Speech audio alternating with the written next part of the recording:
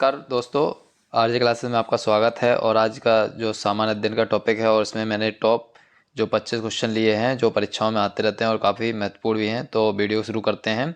और आज का जो पहला क्वेश्चन है, कांग्रेस ने गोलमेज सम्मेलन की किस बैठक में भाग लिया था? तो जो कांग्रेस थी, अखिल भारतीय कांग्रेस, तो उन्होंने जो है द्वितीय गोलमेज सम्मेलन जो 1931 में हुआ था, इसमें भाग लिया था। तो इसका ऑप्शन भी सही आंसर हो जाएगा। और जो गोलमेज सम्मेलन है, दूसरा गोलमेज सम्मेलन 1931 में जो हुआ था, वह लंदन में आयोजित हुआ था और इसमें जो कांग्रेस की तरफ से गांधी जी ने नेतृत्व किया था।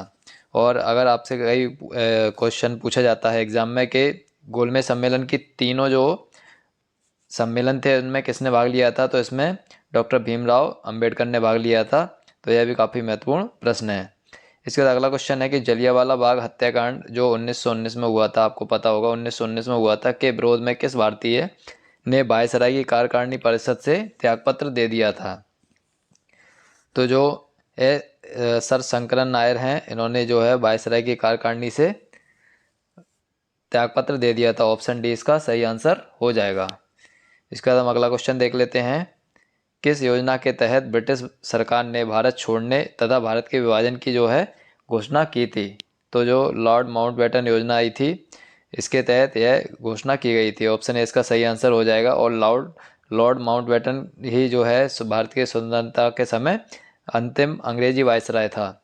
और देख लेते हैं, मई 1947 में माउंटबेटन ने एक योजना लेकर आए जिसके तहत उन्होंने प्रस्ताव दिया कि प्रांतों को स्वतंत्र उत्तराधिकारी राज्य घोषित किया जाए और फिर उन्हें यह चुनने की अनुमति दी जाए कि उन्हें संविधान सभा में शामिल होना है या नहीं। और इसके बाद ही जो है पंजाब, पाकिस्तान और भारत दो देश बन गए। अगला क्वेश्चन है, काफ़ी महत्वपूर्ण है। 1905 के बंगाल विभाजन की घोषणा का वास्तविक कारण क्या था?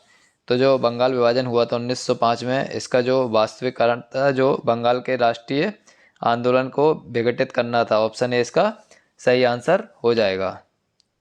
और इसका महत्वपूर्ण तथ्य देख लेते हैं कि जो बंगाल विभाजन हुआ था, इसका निर्णय 19 जुलाई 1905 को भारत के तत्कालीन वायसराय लॉर्ड कर्जन के द्वारा किया गया था। एक मुस्लिम बहुल प्रांत का सृजन करने के उद्देश्य से ही भारत में बंगाल को दो भागों में बांट दिए जाने का निर्णय लिया गया था। और जो बंगाल विभाजन का जो निर्णय लिया गया था वह 16 अक्टूबर 1905 से प्रभावी हुआ और इतिहास में इसे बंग भंग के नाम से जाना जाता है। और जो 1911 में जो बंगाल विभाजन था उसको रद्द किया गया था। इसके बाद हम अगला क्वेश्चन देख लेते हैं। अगर आपको वीडियो अच्छी लग रही हो तो वीडियो को लाइक करें और मेरे चैनल को सब्सक्राइब करें ताकि आगामी वीडियो भी आपको प्राप्त होती रहें। इसका अगला क्वेश्चन है, संविधान निर्माण के लिए संविधान के गठन की मांग जो है किस ब्रिटिश सरकार से किसने की थी? तो जो मोतीलाल नेहरू थे, उन्होंने संविधान सभा के गठन की मांग ब्रिटिश सरकार से रखी थी। ऑप्शन डी इसका सही आंसर हो जाएगा। और जो मोतीलाल नेहरू जी थे, यह जवाहरलाल नेहरू के फादर थे, यह भी आप याद रखें। इसके बाद अगला क्वेश्चन है, 1950 में संविधान लागू होने के समय कितनी मूल भाषाओं को मान्यता दी गई थी? तो जब संविधान का जो 1950 में लागू हुआ था, उस समय संविधान में जो है 14 भाषाएं थी। ऑप्शन बी इसका सही आंसर हो जाएगा। और वर्तमान में संविधान में 22 भाषाएं हो गई हैं। अब हम देख लेते हैं कि सिंधी भाषा जो है उसको 21वें संविधान संशोधन अधिनियम 1967 द्वारा, इसका कोंकणी, मणिपुरी और नेपाली जो भाषा थी उसको 71वें संविधान संशोधन अधिनियम 1992 से जोड़ा गया। और इसके बाद जो हाल ही में आखिरी में जो जोड़े गए वो 92वां संविधान संशोधन 2003 में हुआ था।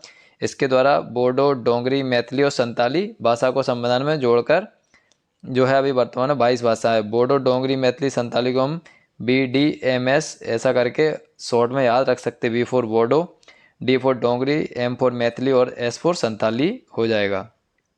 अगला क्वेश्चन है, संविधान के किस अनुच्छेद में संसद का उल्लेख किया गया है? तो जो संविधान का अनुच्छेद 79 है, 79 है, इसमें संसद का उल्लेख किया गया। ऑप्शन डी इसका सही आंसर हो जाएगा। अनुच्छेद 79 के अनुसार जो संघ है उसके लिए एक संसद हो गई है, इसमें दिया हुआ है। अगला क्वेश्चन, नूबियन मरुभूमि कहाँ स्थित है? नूबियन मरुस्थल कहाँ स्थित है? तो जो नूबियन मरुस्थल है सूडान में स्थित है। ऑप्शन ए इसका सही आंसर हो जाएगा। और सूडान की जो उत्तरी सूडान की जो कैपिटल है खार्तूम है। इसके बाद अगला क्वेश्चन देख लेंगे, फूलों की घाटी किस राज्य में स्थित है? तो जो फूलों की घाटी है वह ऑप्शन डी इसका सही आंसर हो जाएगा। और उत्तराखंड की जो कैपिटल है या राजधानी वह देहरादून है। अगला क्वेश्चन देख लेते हैं, गल्फ स्ट्रीम क्या है। तो जो गल्फ स्ट्रीम है वह अटलांटिक महासागर की एक गर्म या उष्ण धारा है। तो ऑप्शन बी इसका सही आंसर हो जाएगा।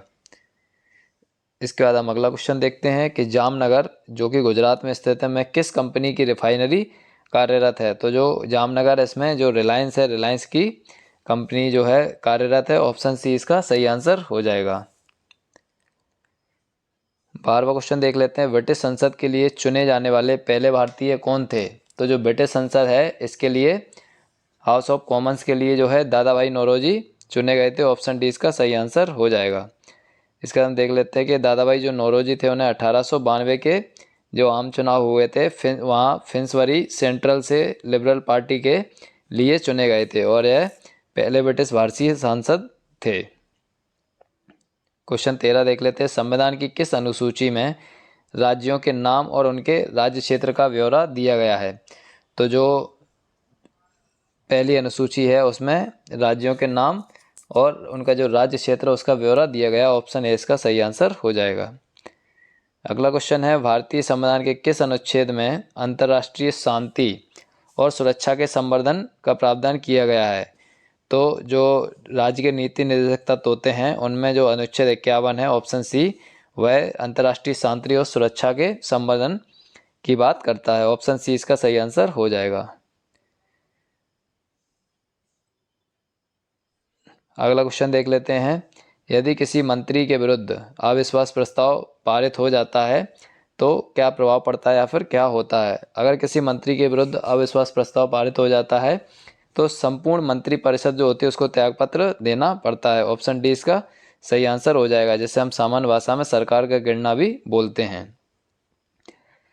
अगला क्वेश्चन देख लेते हैं, राष्ट्रपति के विरुद्ध महाभियोग कहाँ लाया जा सकता है। तो राष्ट्रपति के विरुद्ध लोकसभा अथवा राज्यसभा दोनों में से किसी भी सदन में महाभियोग लाया जा सकता है। ऑप्शन डी इसका सही आंसर हो जाएगा। अगला क्वेश्चन देख लेते हैं, काफ़ी महत्वपूर्ण क्वेश्चन है और कई बार परीक्षाओं में आ चुका है। किस संविधान के किस अनुच्छेद में वित्त आयोग का प्रावधान किया गया है। तो जो संविधान का अनुच्छेद 280 होता है, तो 280 में जो है वित्त आयोग का प्रावधान किया गया है। तो इसमें जो है ऑप्शन 280 नहीं है, दोनों जगह 180 लिखा हुआ है। तो आप यहाँ पे ऑप्शन जो बी है उसमें 280 कर लेंगे। तो अनुच्छेद 280 के तहत वित्त आयोग का प्रावधान किया गया है। इसके बाद हम अगला क्वेश्चन देख लेते हैं, हवाई द्वीप की खोज किसने की थी। तो जो हवाई द्वीप है इसकी खोज जेम्स कुक ने की थी। ऑप्शन बी इसका सही आंसर हो जाएगा। इसके बाद जो क्रिस्टोफर कोलंबस हैं, यह जो है अमेरिका सबसे पहले अमेरिका पहुंचे थे। यह भारत की खोज के लिए निकले थे और यह अमेरिका पहुंच गए थे। इसका जो डेविड लिविंगस्टोन है, इन्होंने अफ्रीका की खोज की थी। और जो वास्को डी गामा है, ये सबसे पहले भारत पहुंचने वाले व्यक्ति थे, ब्रिटिश थे और ये पुर्तगाली नाविक थे। जो कहा जाता है कि वास्को डी गामा ने भारत की खोज की थी। तो भारत तो इतना पुराना है जिसकी खोज नहीं की जा सकती। यहाँ पे हम ऐसा कह सकते हैं कि वास्को डी गामा सबसे पहले भारत पहुँचे थे।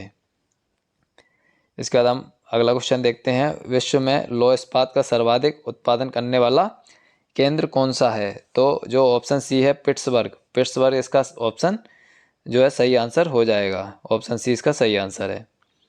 अगला क्वेश्चन देखते हैं, किस समिति ने केंद्रीय प्रशासनिक सेवाओं को समाप्त करने की सिफारिश की थी।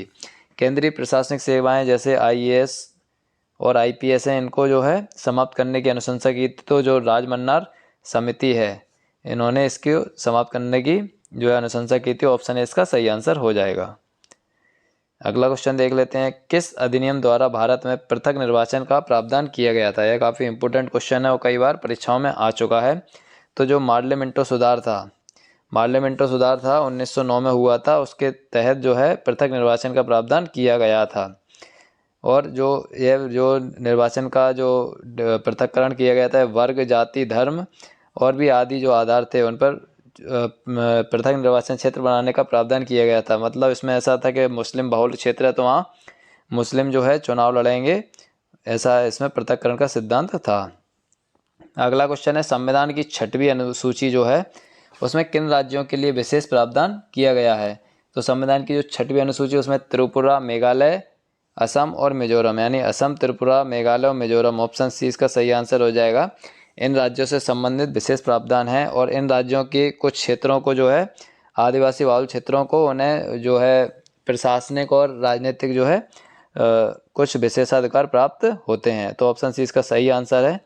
इसका अगला क्वेश्चन है सर्वाधिक जैव विविधता कहाँ पाई जाती है। तो जो सर्वाधिक जैव विविधता होती है उष्णकटिबंधीय वर्षा वनों में पाई जाती है। ऑप्शन सी इसका सही आंसर हो जाएगा। जो हमारे और इसके अलावा अगर आपसे कभी पूछा जाता है कि सबसे कम जैव विविधता कहाँ पाई जाती है, तो सबसे कम जो जैव विविधता वह ध्रुवों पर पाई जाती है, क्योंकि वहाँ पर जो है बर्फ़ के अलावा कुछ भी जीवन नहीं रहता, तो वहाँ सबसे कम जैव विविधता पाई जाती है।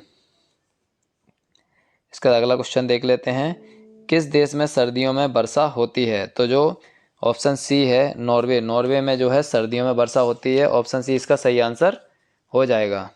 इसके बाद इस वीडियो का आज का यह अंतिम क्वेश्चन है 25वां कि एक मनुष्य के जीव को पूर्ण रूप से धारणीय करने के लिए आवश्यक न्यूनतम भूमि को क्या कहा जाता है या क्या कहते हैं। तो ऑप्शन ए इसका सही आंसर हो जाएगा पारिस्थितिकीय पदचाप। ऑप्शन ए इसका सही आंसर हो जाएगा। अगर आपको आज का वीडियो अच्छा लगा हो तो वीडियो को लाइक करें और मेरे चैनल को सब्सक्राइब करें ताकि आगामी वीडियो भी आपको प्राप्त होती रहें। धन्यवाद।